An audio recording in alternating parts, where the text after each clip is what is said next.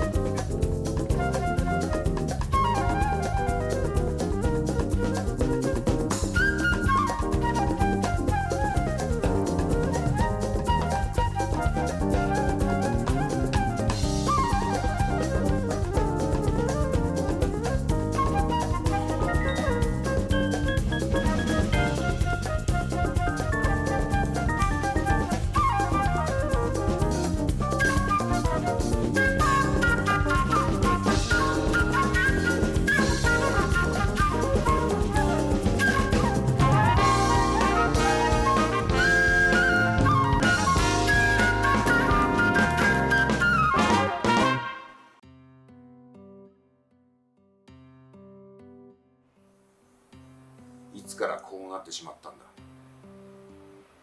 かりません。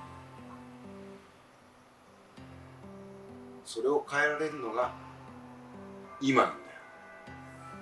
お、そろそろ生本社の到着のチャイムだ。一緒に未来を変えていこう。